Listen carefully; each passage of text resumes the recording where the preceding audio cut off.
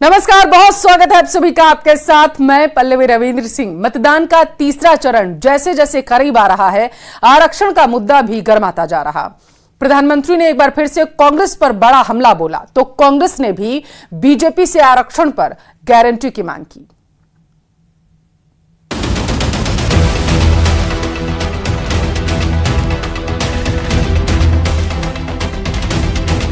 Congress BJP पर आरक्षण खत्म करने की कोशिश का आरोप लगा रही है तो बीजेपी ने कर्नाटक में दिए जा रहे मुस्लिम आरक्षण को मुद्दा बनाया हुआ है।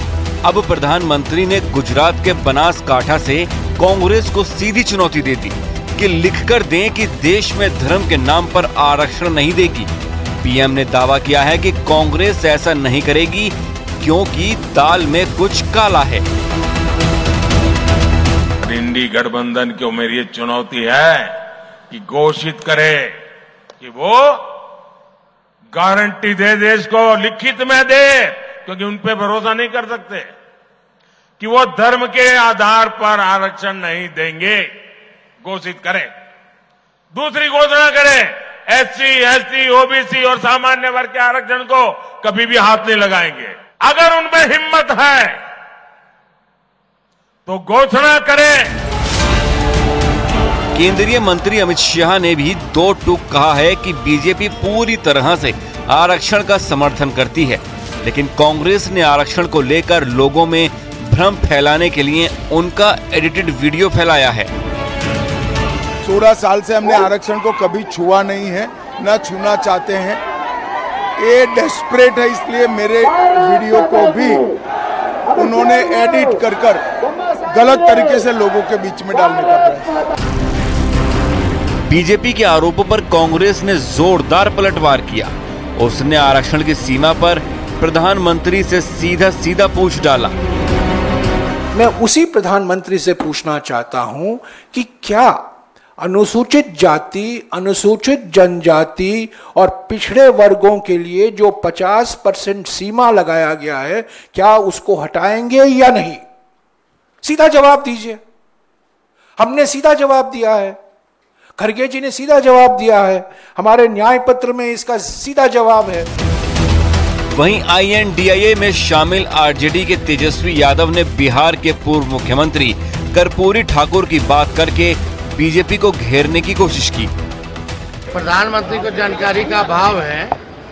अभी कर्पूरी ठाकुर जी को उन्होंने भारत रत्न दिया, लेकिन उन्हीं के विचारों को वो विरोध कर रहे हैं। जब पहली बार कर्पूरी ठाकुर जी मुख्यमंत्री बने थे तो जितने भी सामाजिक तौर पे पिछड़ी जातियां थी, चाहे किसी भी धर्म के हों, सबको पहली बार आरक्षण मिला था। 7 मई को तीसरे चरण की वोटिंग होनी है। 94 सीटों पर दाव लगा है। सीटों का यह आंकड़ा किसी भी पार्टी को सत्ता तक पहुंचा सकता है। ऐसे में आरक्षण जैसे गर्म मुद्दे को उठाकर बीजेपी और विपक्ष अपनी जीत पक्की करने की कोशिश में लगे हैं। राम मंदिर को लेकर भी अमित शाह ने विपक्षी गठबंधन पर निशाना साधा। उन्होंने कहा है कि राम मंदिर बनाकर हमने वोट लेने का कारण ही खत्म कर दिया। राम मंदिर की प्राण प्रतिष्ठा में विपक्षी गठबंधन नहीं गया। आज पूरा देश इनसे नाराज है। कांग्रेस वालों ने सालों तक मुद्दे को लटकाए रखा। हमने 5 साल में केस जीता, भूमि पूजन किया, प्राण प्रतिष्ठा भी की।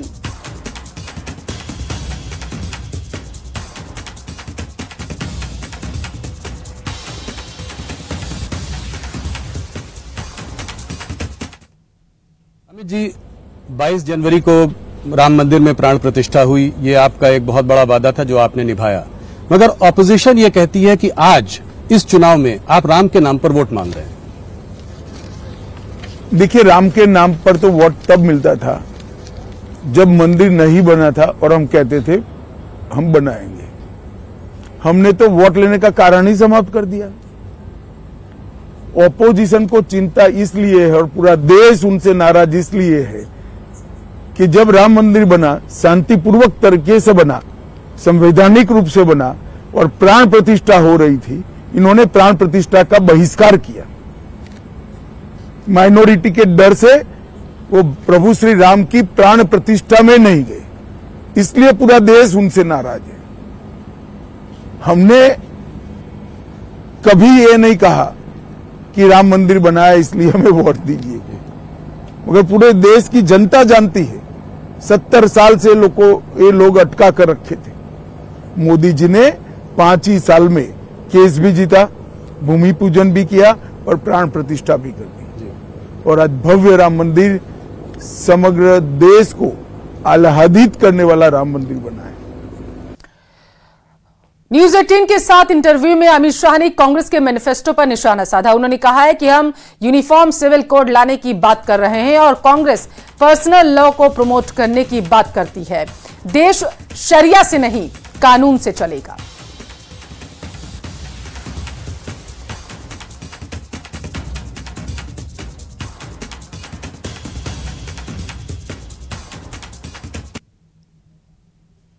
पिछले कुछ महीनों से सरकार इकोनॉमी की बात कर रही थी, डेवलपमेंट की बात कर रही थी। जो चीजें अभी आपने बताई इसकी बात करके जनता के बीच जा रही थी। पहले चरण के बाद ये देखा गया कि थोड़ा ये तुष्टीकरण की ओर मुड़ा, थोड़ा हिंदू मुसलमान हुआ। आप लोगों ने कांग्रेस के मैनिफेस्टो को अटैक किया और कहा, प्रधानमंत्री ने राजस्थान में एक रैली में कहा कि जो है कांग्रेस का मैनिफेस्टो में अर्बन नक्सल की महक है, इसमें माओइस्ट वो ख्याल दिखाई देता है। तो ये कहां से आया? देखिए, हमारा दायित्व है कि हमारे खिलाफ जो चुनाव लड़े इनकी मंशाओं को हम उजागर करें। जी, आप मुझे बताइए, इस जमाने में कोई भी पॉलिटिकल पार्टी पर्सनल लॉस की बात कर सकती है क्या? क्या देश शरिया के आधार पर चलेगा? एक और हम हमारे घोषणा पत्र के अंदर, संकल्प पत्र के अंदर कह रहे हैं कि हम यूनिफॉर्म सिविल कोड लाएंगे। कांग्रेस कह रही है हम पर्सनल लॉ को प्रमोट करेंगे।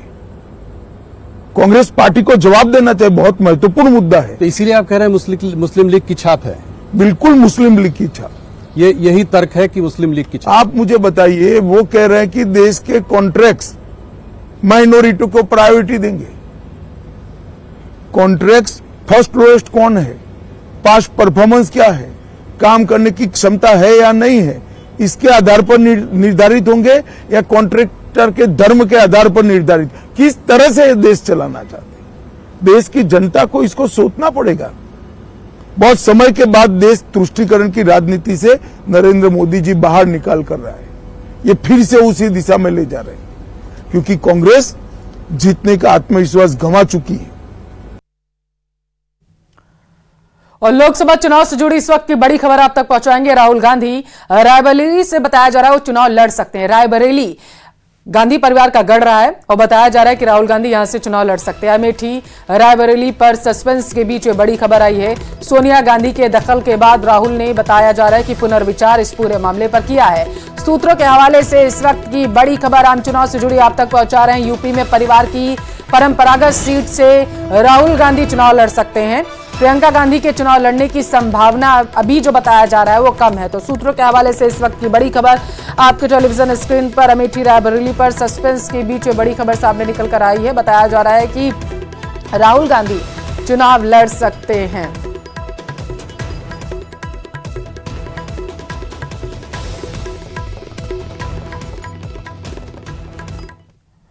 एक और बड़ी खबर का रुख करेंगे। बृजभूषण शरण सिंह का टिकट कटना तय माना जा रहा है। परिवार के किसी सदस्य को बताया जा रहा है कि टिकट दिया जा सकता है। बृजभूषण सिंह से बात करेंगे अमित शाह, ऐसी जानकारी सामने निकल कर आ पाई है। सूत्रों के हवाले से इस वक्त की बड़ी खबर आप तक पहुंचा रहे हैं। कैसरगंज से बृजभूषण को टिकट बीजेपी नहीं देगी, ऐसा बताया जा रहा है। तो इस वक्त की बड़ी खबर आपके टेलीविजन स्क्रीन पर।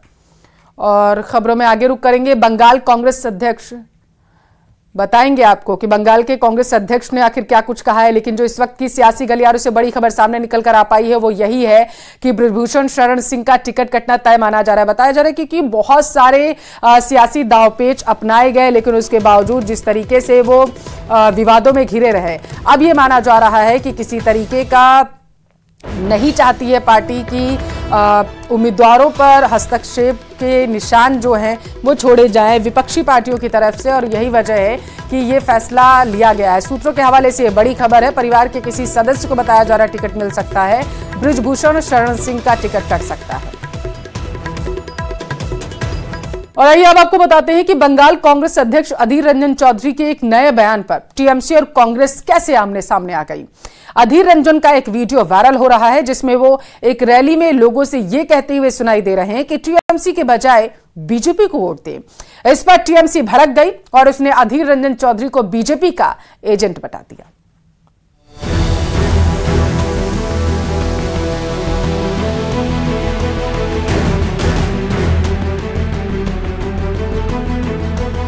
कांग्रेस এবং বামকে জেতানো জরুরি। कांग्रेस এবং বাম যদি না জেতে ভারতবর্ষের ধর্মনিরপেক্ষতা আঘাত পাবে। তৃণমূলকে ভোট দেওয়া মানে তার থেকে ভালো বিজেপিকে ভোট দিয়ে দিন। अधीर रंजन चौधरी के इस बयान ने बंगाल में टीएमसी और कांग्रेस के बीच की खाई को और चौड़ा कर दिया है। टीएमसी नेता सुष्मिता देव ने इस वीडियो को ट्वीट करते हुए लिखा, बंगाल में कांग्रेस के बीजेपी के लिए स्टार प्रचारक से मिलिए। अधीर रंजन चौधरी और ममता बनर्जी की बिल्कुल नहीं बनती, इसलिए अधीर रंजन टीएमसी पर हमला बोलने का कोई मौका नहीं छोड़ते। बंगाल कांग्रेस और टीएमसी के इसी 36 के आंकड़े की वजह से राज्य में दोनों की राहें जुदा हो गईं, जबकि राष्ट्रीय स्तर पर टीएमसी कांग्रेस के साथ INDIA गठबंधन के तहत मिलकर चुनाव लड़ रही है। मगर अधीर रंजन चौधरी का यह नया बयान सामने आने के बाद टीएमसी ने उन्हें बीजेपी का एजेंट ठहरा दिया। मुखौटा खुल गया है और असली चेहरा बाहर आ गया है। इतने दिन तक चुपके में खबरी की तरह काम कर रहे थे बीजेपी के लिए अधीर रंजन चौधरी, और आज सार्वजनिक मंच से आप कह रहे हैं कि तृणमूल को वोट देने से अच्छा है बीजेपी को वोट दो। इससे साफ हो गया है कि इस बंगाल में बीजेपी का सबसे बड़ा दलाल का नाम है अधीर रंजन चौधरी। हालांकि कांग्रेस ने अधीर रंजन चौधरी के बयान से किनारा कर लिया है। मैंने ये वीडियो देखा नहीं है। कांग्रेस पार्टी का एक ही मकसद है, बीजेपी को हमें घटाना है और भारी मात्रा में घटाना है, तो हमारा वही मकसद है।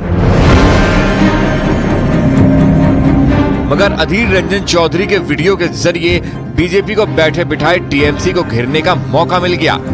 बीजेपी नेता अमित मालवीय ने ट्वीट किया है कि अधीर रंजन चौधरी भी जानते हैं कि ममता बनर्जी की टीएमसी के राज में बंगाल में हालात कितने खराब हैं। मुझे अच्छा लगा, एक बार तो सच बात बोल दिए अधीर बाबू। शायद गर्मी में उनका मानसिक संतुलन ठीक हो गया है। हालांकि बंगाल कांग्रेस ने अधीर रंजन चौधरी के बयान को अधूरा बताया। उसने अधीर रंजन चौधरी का लंबा वीडियो ट्वीट किया जिसमें वो आगे ये कहते सुनाई दिए हैं कि ना तो टीएमसी को वोट दें और ना ही बीजेपी को, बल्कि कांग्रेस उम्मीदवार को वोट दें। कांग्रेस এবং বামকে জেতানো জরুরি। कांग्रेस এবং বাম যদি না জেতে ভারতবর্ষের ধর্মনিরপেক্ষতা আঘাত পাবে। তৃণমূলকে ভোট দেওয়া মানে তার থেকে ভালো বিজেপিকে ভোট দিয়ে দিন। তৃণমূলকে ভোট দেওয়া মানে তার থেকে অনেক ভালো বিজেপিকে ভোট দিয়ে দেওয়া। তাই তৃণমূলকে নয়, বিজেপিকে নয়, সর্বসময় সর্ববছর সারা বছরে সুখ দুঃখের ভরসা বকুল আপনাদের পাশে থাকবে। আপনারা তাই বকুলকে সমর্থন করুন। हालांकि बंगाल कांग्रेस की सफाई के बाद भी ये मामला ठंडा नहीं पड़ रहा। टीएमसी अधीर रंजन चौधरी पर हमलावर है।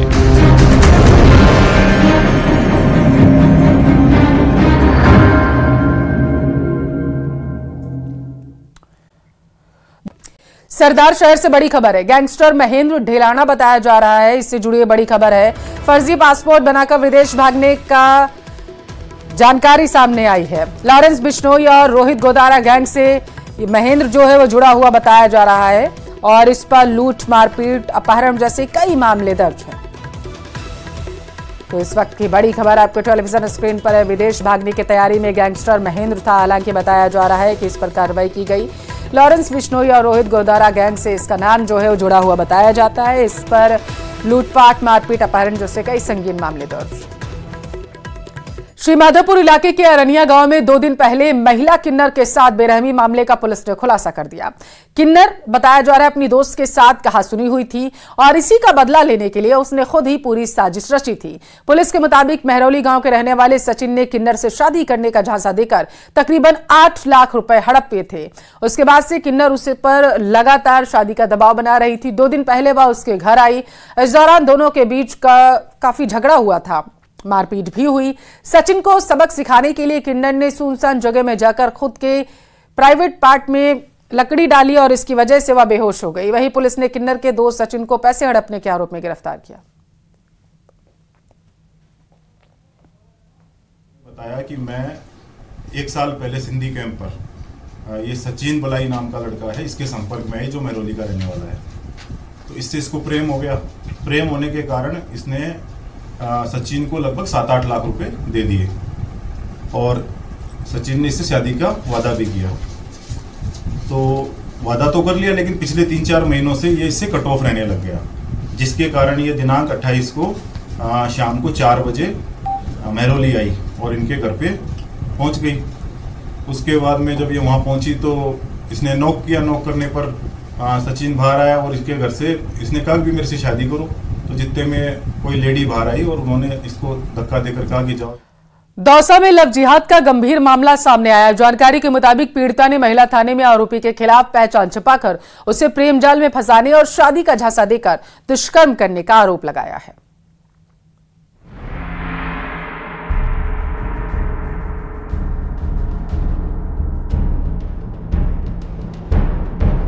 दौसा में एक पीड़िता ने एसपी रंजीता शर्मा के सामने खुद के साथ हुए लव जिहाद के मामले की शिकायत की है। पीड़िता का आरोप है कि उत्तर प्रदेश के रहने वाले राशिद खान नाम के एक युवक ने अपनी पहचान छिपाकर उससे शादी का झांसा दिया। इतना ही नहीं, करीब 1 साल तक उसके साथ दुष्कर्म भी किया।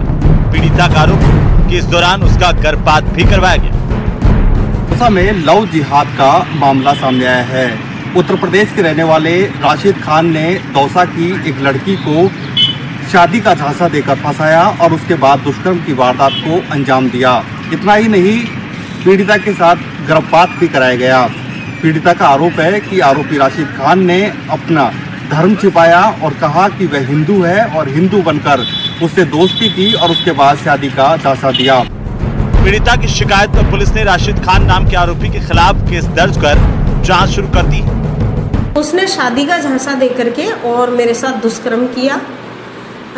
अगस्त 2023 में मैं गर्भवती हो गई तो उसने मेरा गर्भपात भी कराया और उस टाइम मेरे को पता चला कि इस लड़के का नाम अमन न होकर के राशिद नाम है।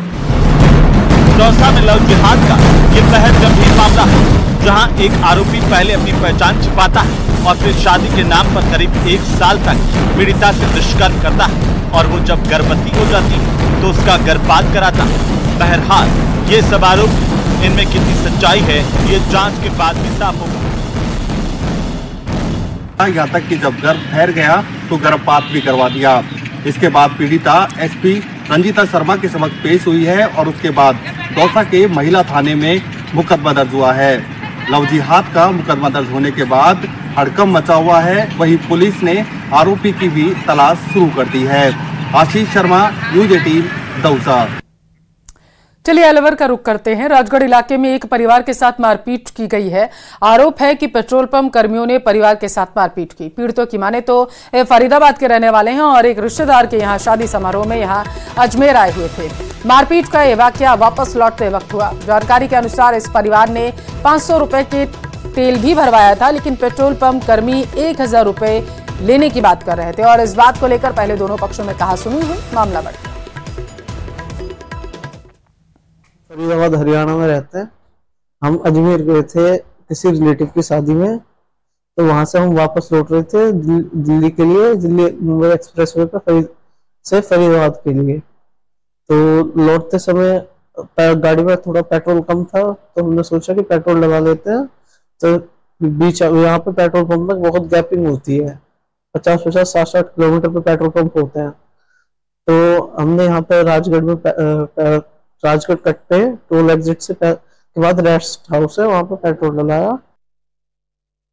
चित्तौड़गढ़ के मोहना मातासरा वन क्षेत्र में आग लग गई। रास्ता दुर्गम होने के चलते फायर ब्रिगेड की गाड़ियां ऊपरी इलाकों तक नहीं पहुंच सकी। हालांकि जहां तक पाइप पहुंचने की संभावना थी वहां तक आग पर काबू पा लिया गया है। इसके अलावा वन कर्मियों और दमकल कर्मियों के लोगों ने पेड़ों की डालियां तोड़कर बीटिंग मेथड से आग को पीट कर बुझाने का काम शुरू किया। आग बुझाने में काफी मुश्किलों का सामना आ रहा है। भरी दोपहरी और आग की तपन के साथ साथ जगह जगह कंटीली झाड़ियां, कंटीले पेड़ होने से दमकल कर्मियों के हाथों और पैरों में कांटे भी चुभ रहे हैं, जिसकी परवाह किए बिना अग्निशमन कर्मियों और वन विभाग कर्मचारी आग बुझाने में डटे हैं।